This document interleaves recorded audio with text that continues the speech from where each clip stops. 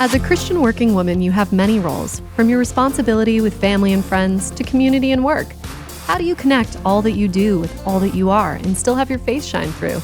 It's a challenge, but you are up to it. The She Works for Him podcast is the gathering place to empower Christian working women to live out their calling at work by connecting them to God, resources, and each other through powerful faith stories from other working sisters in Christ. Welcome to She Works for Him. You've tuned into She Works for Him, where we connect Christian working women to God, resources, and to one another. And we are your hosts today, Martha Brangenberg and Nadia Dixon. Remember, you can always go to our website, sheworksforhim.com. That's sheworks4him.com. And there, I just want to encourage everybody, if you haven't already, you will find right there on that main page that you can sign up for our weekly podcast email. That way you get it in your inbox in case you forget to go to your favorite podcast app or your notifications are turned off, which I know more and more of us are doing all the time because there's just so much out there. The emails are just that kind reminder that when the timing is right, you've got some new stories, some new inspiration, some new encouragement for you to listen to in the aspect of the She Works for Him podcast. So remember our website, sheworksforhim.com. We'd love for you to sign up and connect with us on social media on Instagram or Facebook, or watch the podcast on our YouTube channel, which is just such a fun way. I know for me, I love to see expression. I love to see personality come through visually, which is what God created us to have. So you can follow our YouTube channel by subscribing there. But thank you for being here today, and we look forward to having this show with you. Thank you so much, Martha. Well, here we are, Christian working women, and we always, at least I can speak for myself and the women that I know and do life with, we always have a deep desire to walk in a spirit of faith regarding everything that we do, how we function in all our roles at work and at home. But for the last 2 years especially, there really has been an overarching message of fear coming from the media and all kinds of different outlets about the pandemic and now, the threats of war here and abroad. How do we continue to walk in the assurance of our faith and maintain resilience at our work and our home, for our family and our colleagues? Well, today we go to Maryland to have a conversation with Krystal Stewart. Krystal has had firsthand experience looking into the face of fear. And through her relationship with God, she has overcome fear and rage, and she determined to march forward and discover her true self in the process. And she has a lot of great things to share with us today. I know you're going to be encouraged. Krystal, welcome to She Works for Him. Hi, everyone. So excited to just have this opportunity. And thank you guys just for what you're doing and just putting that out there and encouraging people, because we all need it wherever we are, especially business women out there right now. Krystal, we are so excited to have you as our guest today, and I'm very much looking forward to what God has done in and through your life. And the first thing I want to know, as I get to know you, is for you to tell me a little bit about yourself through your faith journey and why you became a follower of Jesus. Well, for me, I'm a pastor's kid. And again, if you've heard all of the stories, half of them are true, half of them are not true, but everyone always has stories about pastor's kids. But I say all that to say I was blessed to be raised in the church, and that was a blessing for me. My father was in the business world himself, and at the age of 5 years old, my parents were looking for a place that had the best and longest after-school program, and it just so happened to be a Christian private school.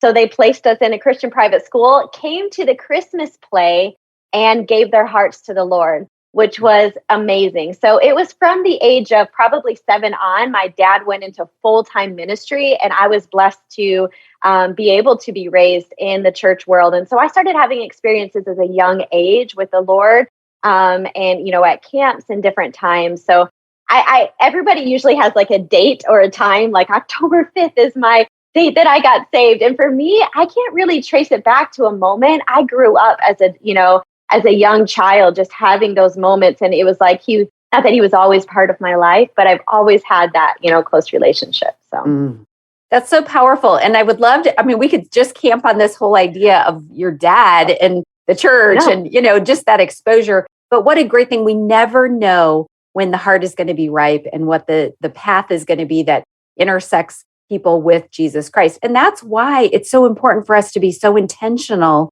in our daily life.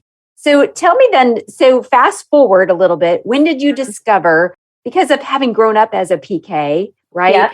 When did you discover that your work mattered to God outside of just the ministry that you saw happening in the local church through your parents' work?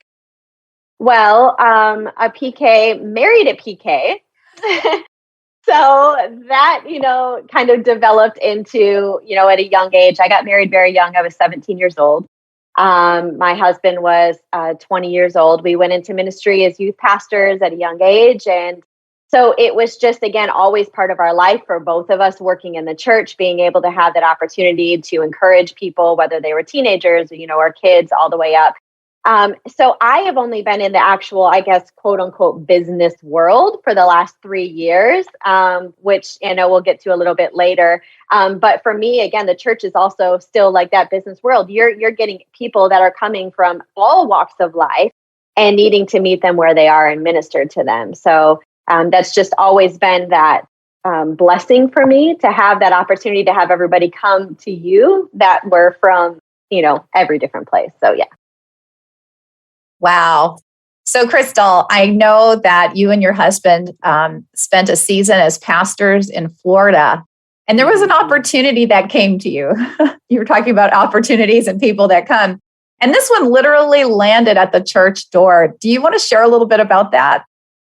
Yeah, so we planted a church in Florida. We were there for 12 years, and we planted a church called Refuge Church. We had a large feeding ministry. The place that we were in had just a great need in the community. And it just so happened, I went through a season of having cancer, which was horrible. It was, not planned. Of course, nobody planned something like that. But I was in such a questioning place of like, God, this doesn't make sense right now. What's going on? And at that time, our church was at its, height of growth. We were doing a huge feeding ministry. So one day my husband said, can you come to the church with me? And while I redo the tile, and let's just kind of restart, and see what's going on. So I was sitting there with him. I couldn't do anything at the time. I had just had surgery. And we didn't have a feeding ministry that day, but there was a family outside of our church that was homeless, and they had these 2 small children. I had 3 children already at the time, but they had these 2 small children. And I share about it a lot more in detail in my story, and it actually hit the news. But we ended up taking them home for a night. To make a long story really short, a storm was coming. The parents asked if we could take them home for a night. And I just remember in that moment saying, God, what are you doing? This makes no sense. But that moment, and I talk about courage. Courage is, again, part of my life in all areas of life.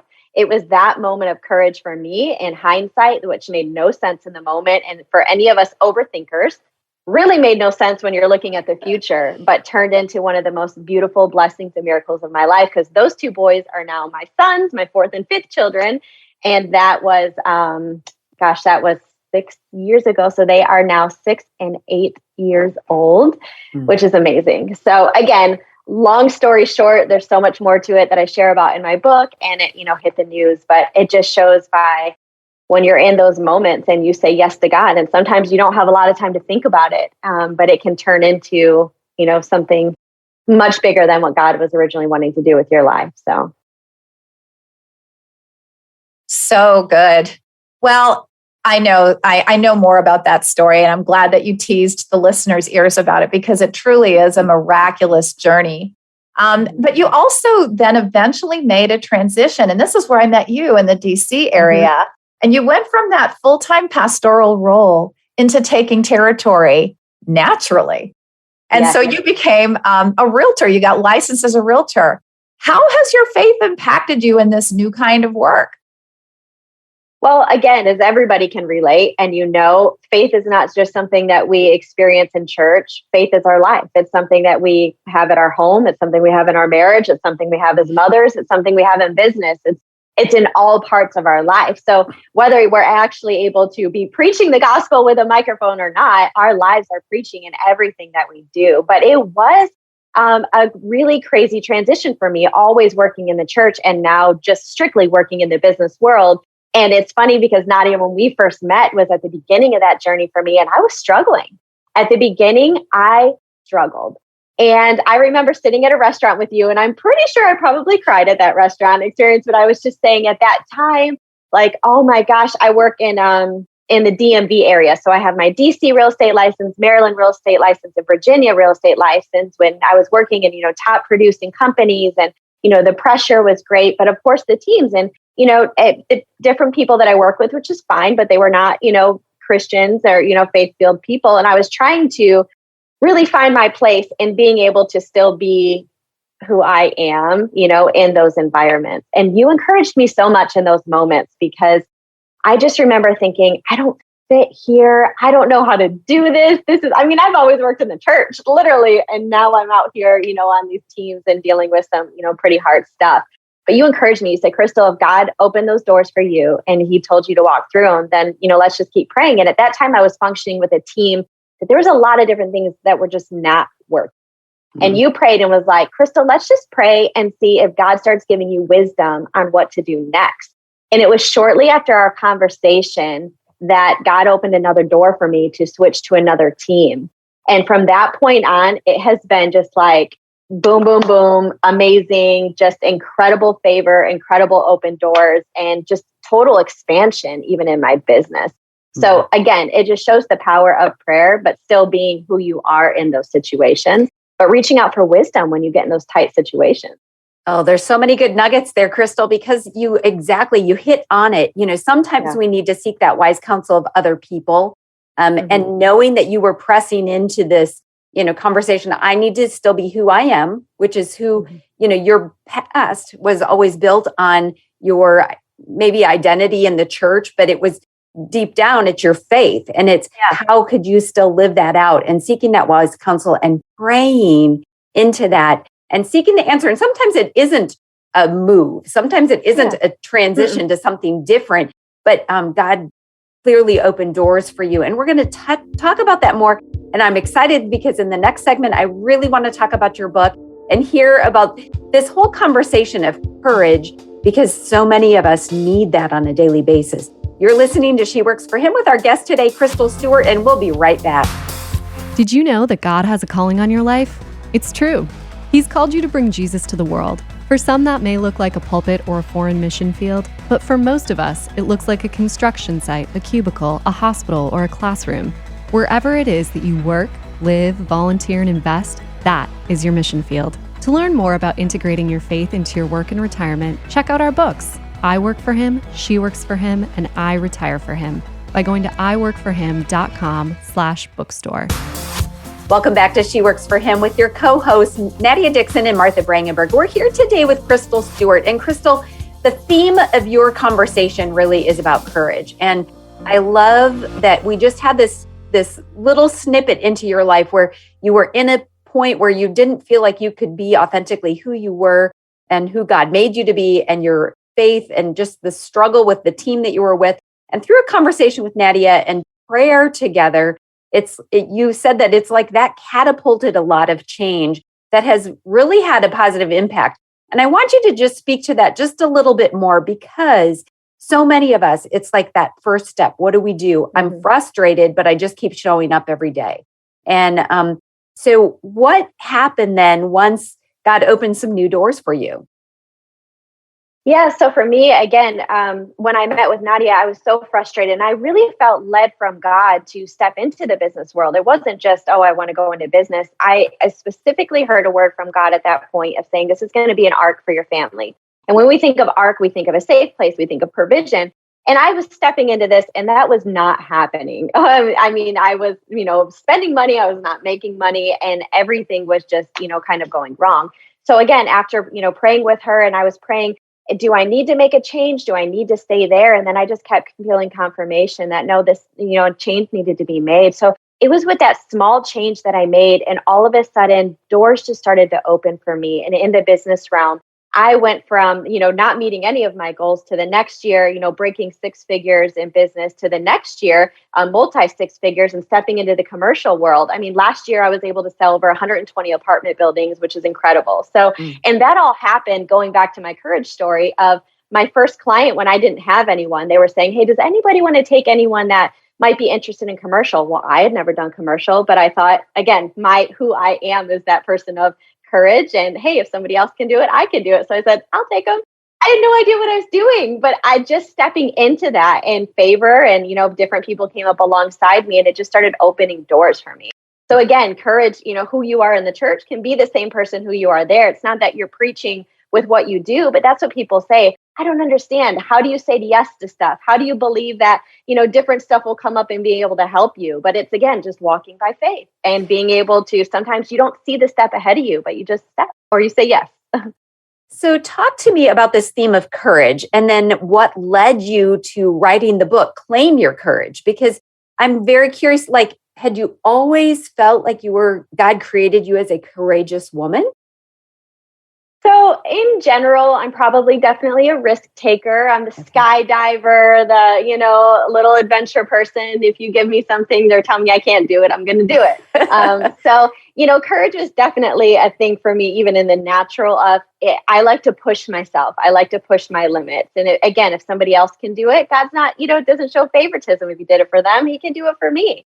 So usually the only thing holding us back is ourself, our limitations, what we think about ourselves, and, what we step into. But courage for me and writing a book became a whole thing, because God spoke that to me over 10 years ago. And when I first started stepping into that, again, closed door, it just was not happening. Mm-hmm. So the word courage came to me through even writing a book. I share about it even through walking through my cancer journey, walking through challenges in my marriage, walking through challenges with the church and the spirit of religion, and then, of course, in the business realm. So I find it to be something that has definitely came to every area of my life. Courage, claiming your courage in those situations, and I mean, we talk about faith, of course, we walk by faith, right? But and this was, that epiphany I had with God. Okay, God, maybe I don't have enough faith. And then one day he said, Krystal, with a faith as small of a mustard seed, you can move a mountain. So no matter what, you have enough faith, but it's that you, yourself, is holding yourself back from activating your faith. And I found that courage was that bridge builder. Taking those steps of courage is what activates your faith. So talk to me just quick about the book. Who do you think should pick up the book, and what are you hoping that they get out of it when they spend their time reading it? Yeah, well, look at it. It's right here. All right. So if you're watching on YouTube, you can see it. That's awesome. Yes. So again, you can order it on Amazon, but I like to just be very open. I'm very vulnerable in sharing stories. Like I said, from being even down to being a pastor's kid and watching, different situations that happened in the church that, kind of jaded me a little bit, not so much with my relationship with God, but my relationship with the church or people. Down to marriage situations, and being able to say, hey, this is not okay. And having the courage to be able to say, everything's not okay right now. And there's probably some things that we need to work on. That took courage. Or having the courage, again, to bring my boys home and then step into adoption. That took courage. Taking the courage to say yes when I felt God urging me to step into business and I felt so unqualified. And then when I felt like I was failing, having the courage to continue taking those steps until, things started working out. So for me, courage is definitely a way of life. I hit on so many multiple areas in that, the path to courage. Mm-hmm. And, I love the last 4 letters in courage is actually rage. So that's where the rage comes from. Because sometimes for me, courage didn't start as courage. Courage started as rage and as anger. And I thought I was totally sinning and going to hell at that point. I know anger is wrong, be angry and sin not. And I was mad for a lot of things in my life. So we want people to be able to get a copy of your book. And Krystal, you have generously offered to give one away to a listener. Yes. So listeners, if you are intrigued by this book, Claim Your Courage, you can call our listener line at 866-713-9675. 866-713-WORK, and we'll have that in our show notes, so you don't have to memorize it right now. But call and leave us a message. We'll get back to you, and this may be an opportunity for you to read it and then pass it on to a friend, or you may know someone who really needs this message right now. But then you can all buy it for yourselves as well. So, Krystal, thank you for that generosity. And Nadia, why don't you close us out with another question for this segment? Sure. Let's just take a couple minutes before we go into the next segment. But Krystal, for our listeners today, We know that most of them are Christian working women. And what kind of encouragement would you leave with them in a minute and a half nugget, how to walk in courage in their workplace? For me, I would say just continue to be who you are. Don't let, the environment that you're in change you. You be someone that, changes that environment, and be courageous. Be courageously who God's created you to be. Be who you are. You're unique. You're different. You're not going to fit in, but that's okay. So you can be you and still do it even with kindness and with generosity. It doesn't mean that we have to be hard or we have to be, brash about who we are, but just having that boldness and that confidence in knowing who God's created you to be, where He has placed you to be, and then being able to just walk through that. That's so good. And, sometimes I think that we think that courage means we have to be like a bull in a china shop. And it really doesn't have to be that way. Just having that confidence that comes through Christ may be that next step that we need to take. We're going to have more of this conversation in just a little bit. We're going to take a quick break. We're talking with Krystal Stewart today, and her book, Claim Your Courage, is out there for you to get. If you want to call our listener line, 866-713-9675. We'll be right back in just a moment. As women, we like to share our special finds with others.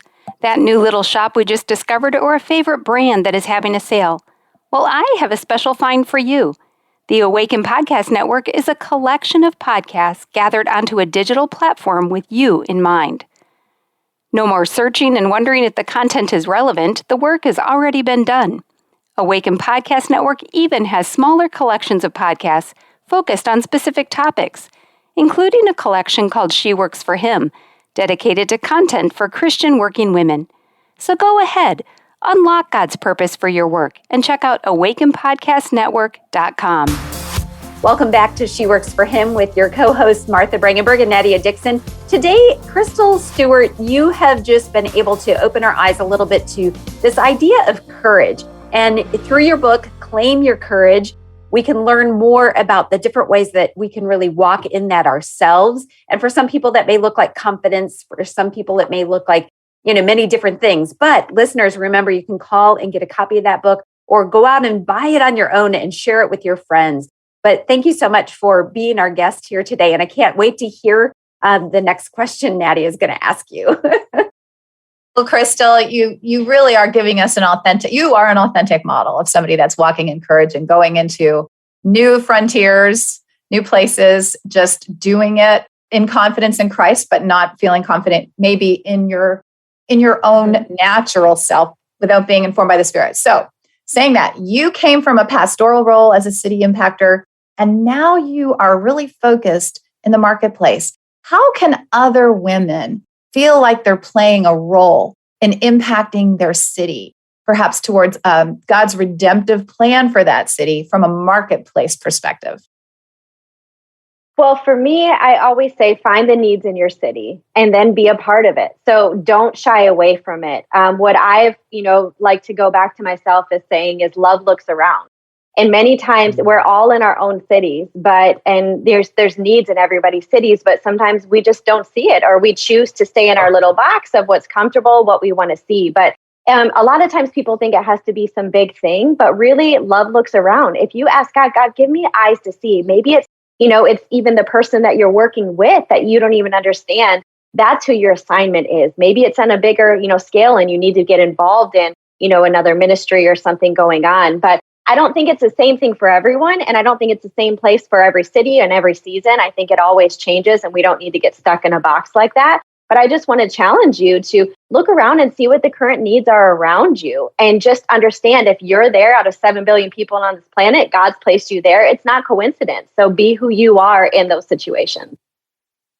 Love looks around. Wow, that is so profound. I'm thinking there needs to be a t-shirt line. So when I hear things like that, I'm like, I can embrace that idea, because, so many times we're so tunnel visioned, we're so focused on, but if we really love those around us, we're looking around to see what those needs are.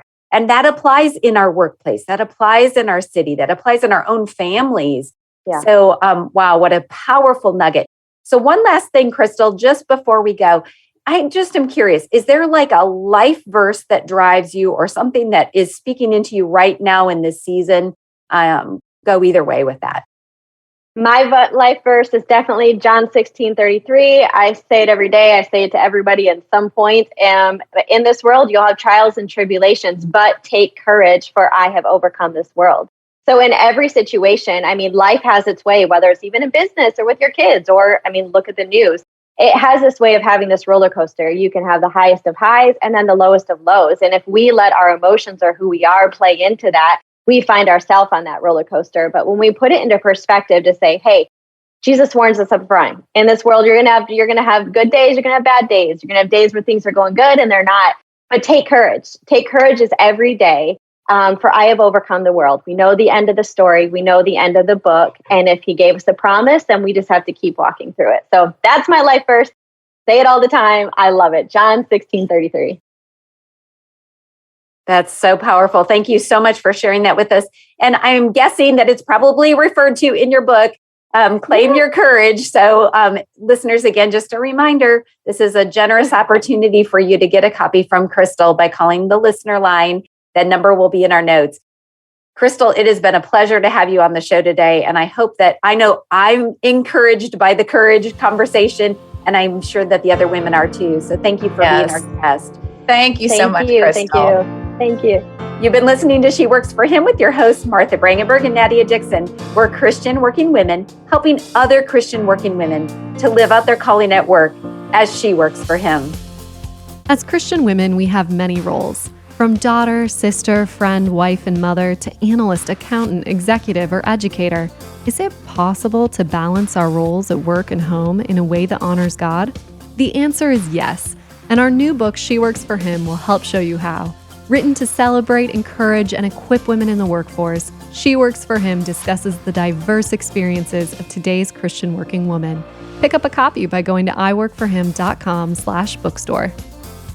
You've been listening to the She Works for Him podcast with your hosts, Catherine Gates, Nadia Dixon, and Martha Brangenberg. Please like us on Facebook and subscribe on YouTube under She Works for Him. And to access any of the resources we mentioned on today's show, see the show notes at sheworksforhim.com. That's sheworks4him.com. This podcast was created to empower you to live out your calling at work so the world knows she works for Him.